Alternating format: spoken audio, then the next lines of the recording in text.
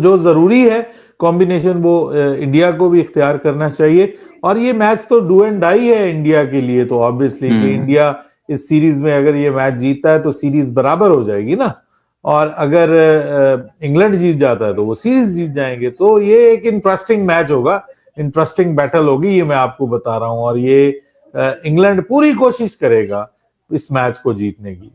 सिर्फ 64 ओवर का खेल पॉसिबल हुआ आज के इस दिन में, 204 पर 6। तो जो एक्सपेक्ट कर रहे थे कि पिच जिस तरह की होगी और टॉस बड़ा वाइटल होगा, बिल्कुल वैसा ही हुआ। इंग्लैंड ने ऑल इंपॉर्टेंट टॉस जीता और परेशान रखा इंडिया को। क्योंकि गुरु लास्ट टाइम जब इंडिया टॉस जीता था ना, तब भारत और अमेरिका की दोस्ती थी। वो फिर इंतहा हो गई इंतजार की। 5 बार गिल ने हेड बोला, 5 बार हम टॉस हार गए। आपको शायद इस लास्ट टेस्ट मैच के पहले दिन पहली बार इंग्लिश कंडीशंस मिली हैं, जहां पर पिच पे घास था, इंग्लैंड ने टॉस भी जीता था और बरसात भी हो रही थी। उस लिहाज से 204 6 आउट, मैं भी निराश हूं, आप भी निराश है, लेकिन दोस्तों ये ना उम्मीद अभी भी बनी हुई है।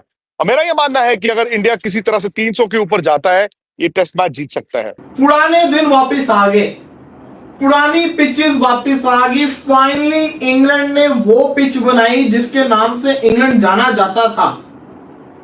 5वें मैच के अंदर आके जब इनको ये डर नहीं है कि हम सीरीज हार जाएंगे, तब जाके इन्होंने एक ऐसी पिच बनाई है जो कि एक पुरानी इंग्लैंड की यादें ताजा करती हैं।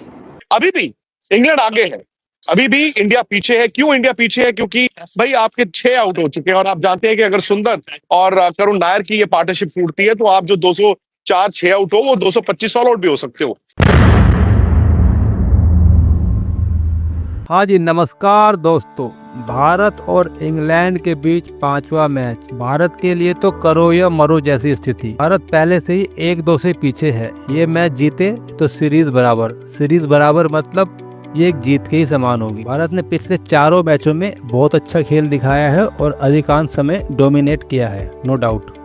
लेकिन इस मैच को देख के लग रहा है कि आप इंग्लैंड में खेल रहे हो। पिछले 4 मैचों की कंडीशन उस तरीके से नहीं थी, लेकिन इस बार पिच पर घास है और मौसम क्लाउडी है, बीच बीच में बारिश आई है, बॉल स्विंग हो रही है और बहुत ही टफ कंडीशन है बैट्समैन के लिए। अब आप लग रहा है कि हाँ भाई, आप इंग्लैंड में खेल रहे हो और वो स्विंग गेंदबाजी सामने आ रही है, बॉल एकदम अपना कांटा बदल रही है। इसे देख के अच्छा भी लग रहा है, मजा भी आ रहा है। भारत पहले दिन 204 पे 6, स्कोर तो हल्का लग रहा है, लेकिन जिस हिसाब से कंडीशन है और जैसी भारत की इस समय गेंदबाजी है इंग्लैंड की गेंदबाजी के सामने, तो अगर भारत यहाँ से 50-60 रन 70 रन और बना देता है तो ये बहुत ही अच्छा मैच होगा। देखिए, वेदर फोरकास्ट आज भी ऐसा ही है, बारिश हो सकती है बीच बीच में और हवाएं चलेंगी, तो बॉल आज भी स्विंग होगा। अब भारत के गेंदबाज तो बड़े ही नजदीकी से इस पिच को देख रहे होंगे। अब इस मैच को लेके देखें किस प्रकार की प्रतिक्रियाएं आ रही हैं भारत में, इंग्लिश मीडियम में या फिर पाकिस्तानी मीडियम में। आइए एंजॉय करते हैं इस रिएक्शन वीडियो को। तो वो ओली पॉप कप्तानी करने जा रहे हैं और कप्तान भी बाहर हैं, बेन स्टोक्स। वो काफी टीम चेंज कर दी है उन्होंने, लेकिन साथ में उन्होंने ये काम किया कि सारे फास्ट बॉलर खिलाए। तो इसका मतलब ये है कि फास्ट एंड बाउंसी पिच होगी जी, और सीम और स्विंग होगी वहां पे शदीद किस्म की, और इंडिया के बल्लेबाजों का इम्तिहान लेने की ख्वाहिश है उनकी कि फास्ट बॉलिंग फ्रेंडली पिच मुझे लग रही है। बैट्समैनों के लिए बड़ी टफ कंडीशन होगी, वही नजर आया। और ऐसी कोई परफॉर्मेंस आपने कहा कोई नजर नहीं आई मेरे लिए। मेरे ख्याल से बहुत बड़ी परफॉर्मेंस है करुण नायर की। उसके अलावा अच्छा, सॉरी, मैंने ये सुना, लेकिन वो उसने बहुत जबरदस्त इनिंग्स खेली है। मेरे ख्याल से इंडियन टीम को प्रेशर से निकाला, एक एंड संभाला हुआ था, लकी भी रहा, रिव्यू लिया, बच गया। लेकिन उसको जो मौका मिला, जो वेट कर रहा था, जो जब ड्रॉप हुआ था उस वक्त क्या हालात थे उसके, सबने देखे हैं। तो मेरे ख्याल से मुझे बड़ा ऑनेस्टली बताऊं, मुझे बड़ा अच्छा लगा कि वो मेहनत की, उसने परफॉर्मेंस की है, उसका फल उसको मिला है। अगर ना खेलता आज ये टेस्ट मैच ये वाला, तो शायद इसका कैरियर इंटरनेशनल खत्म हो जाता, दोबारा कभी ना सोचते। शायद इस इनिंग से उसका कैरियर एक्सटेंड हो जाए। इस विकेट पर गेंदबाजों को बड़ी मदद मिली है। ये अलग बात है कि इंग्लैंड ने गेंदबाजी उस तरह से नहीं की। मेरा तो यह मानना है कि इंग्लैंड डिसअपॉइंटेड ज्यादा होगा। आपने 83 रनों पर 3 आउट कर लिए, आपने 101 पर 4 आउट कर लिए, 123 पर 5 आउट कर लिए, और 153 पर जब छठा विकेट गिर गया था तो ऐसे लग रहा था इंडिया कहीं 200 पर आउट ना हो जाए, लेकिन जो 7वें विकेट के लिए वॉशिंगटन सुंदर और करुण नायर के बीच 51 रन की पार्टनरशिप हुई है, ये इंडिया को मैच में वापस ले आई है। और आज की टॉस बड़ी क्रूशल थी बिकॉज देखिए लाइव ग्रास जिस पिच के ऊपर होता है और ऊपर से overcast conditions, is not easy to play over there. Yet 204 जो बने हैं, एक स्टेज पे जब 6 आउट हुए थे, जब जुरेल आउट हुआ तो मुझे लग रहा था कि यार 200 में न सिमट जाए, क्योंकि करुण नायर को वो 7-8 नंबर पे जहां हम कुलदीप को खिलाने की बात कर रहे थे, वो लाने का कारण ही ये था कि अगर आप देखें प्रसीद हो, चाहे मोहम्मद सिराज हो, ठीक है, और चाहे आपके जो थर्ड बॉलर हैं Akashdeep, they are not good batsman. क्योंकि इंग्लैंड की टीम में अगर आप डेप्थ देखें, जो लास्ट 4-5 हैं वो हमारे टॉप 4-5 से ऊपर उनके फर्स्ट क्लास रन्स हैं।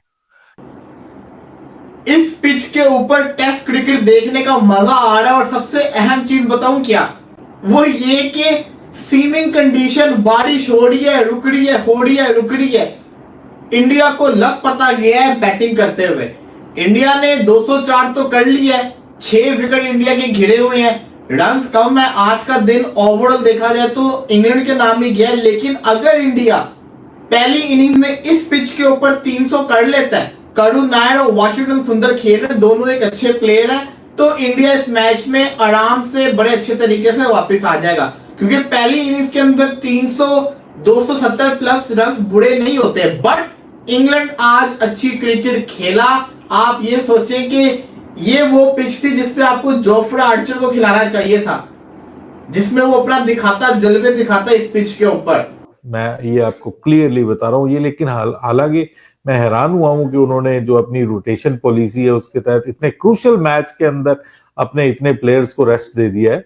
और जो पिछला मैच जो है वो मेरे ख्याल में शायद उन्होंने चेंज भी किया कि भाई पिछले मैच में हमारे ये बड़े नाम, बड़े बॉलर्स जो है वो कुछ परफॉर्म नहीं कर पाए, तो हम अपने दूसरे बॉलर्स को मौका दें और उनको जो है वो कंड्यूसिव किस्म की कंडीशंस बना के दें, पिच उस तरह की बना के दें, और ताकि ये मैच इंग्लैंड जीत जाए। बट लेट्स सी, मुझे तो उम्मीद है कि इंडिया अच्छा परफॉर्म करे। और टीम को अगर जितवा गया, ऐसी पिच है 100 कर गया, टीम को 300 प्लस रन कर ही दिए, तो मैं कहता हूं कि फिर ये पकड़ा नहीं जाएगा। जो जितना उसने खेला, जैसे टेक्निक दिखाई है, टफ कंडीशन बैटर्स के लिए, मेरे ख्याल से बड़ा अच्छा साइन है उसके लिए भी और इंडियन टीम के लिए भी।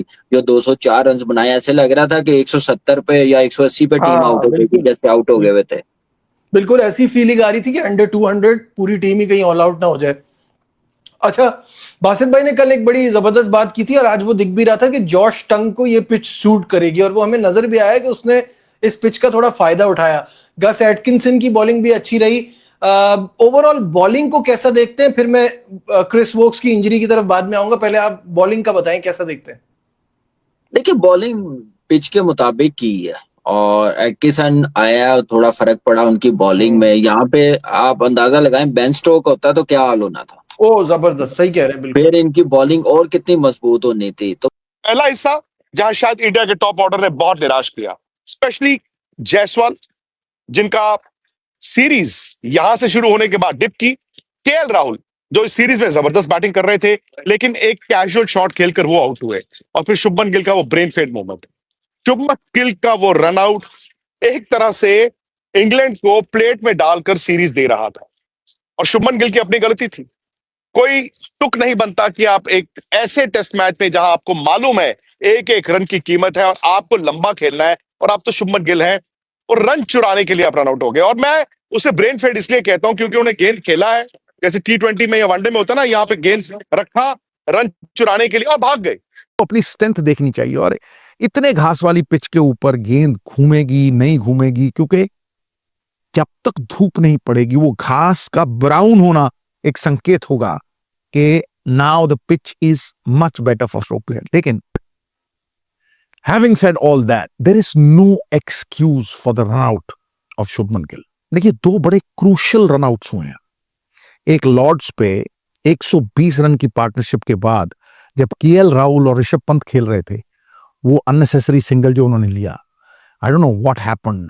जिसे कहते हैं ना, आ बला मेरे गले लग जा, invite trouble and it usually comes. तो मुझे लग रहा है कि बैटिंग लाइनअप अब ये लास्ट पार्टनरशिप है, अगर इनमें से कोई वाशिंगटन सुंदर लंबे रन करे, 40-50 रन करे, करुण नायर ने बड़ी जबरदस्त इनिंग्स खेली है, प्रेशर से निकाला, इसका 100 करना बड़ा जरूरी है अगर इंडियन टीम ने इस टेस्ट मैच में जीतना। और जैसी पिच है, मैं आपको बात बताऊं, ये इंग्लैंड से ज्यादा मुझे लग रहा है कि अच्छी बॉलिंग करेंगे, क्योंकि आकाशदीप मुझे लग रहा है कि बड़ा डेंजरस बॉलर होगा। जैसी पिच है, जैसे कैरी हो रहा है, कंडीशन चैनल बॉलिंग की जाए तो बैट्समैन बड़े तंग होंगे, तो उन्होंने थोड़ी लूज बॉलिंग की है। इंडिया इस मैच के अंदर इस पोजीशन पे ना होता, मेरा ये मानना है, अगर गिल रन आउट ना होता। Shubman Gill was playing really beautiful, अच्छी क्रिकेट खेल रहा था, लेकिन गलती कर गया। साई सुदर्शन की गलती नहीं है वहां पे, बट अच्छा कमबैक किया, एक अच्छा रीजनेबल कमबैक। इसलिए मैं कह रहा हूं क्योंकि करुण नायर इसको 52 पे खेल रहा है। Dear cricket gives me one more chance. 300 मारने के बाद इंग्लैंड के अगेंस्ट गायब हो गए थे जनाब। अब अगर आप देखेंगे तो इनके 4 हाईएस्ट स्कोर ही अगेंस्ट इंग्लैंड है, और आज उन्होंने 50 कर दिया। फाइनली 50 उनका आ गया, और इस 50 को 100 में कन्वर्ट करना चाहिए, क्योंकि ये मौके बाद में नहीं मिलने, बाद में नहीं मिलेंगे। और यहाँ पे इस कंडीशन में अगर ये रन करेगा, देखो टेक्निकली तो स्ट्रॉन्ग बंदा है ना, मुश्किल कंडीशन थी।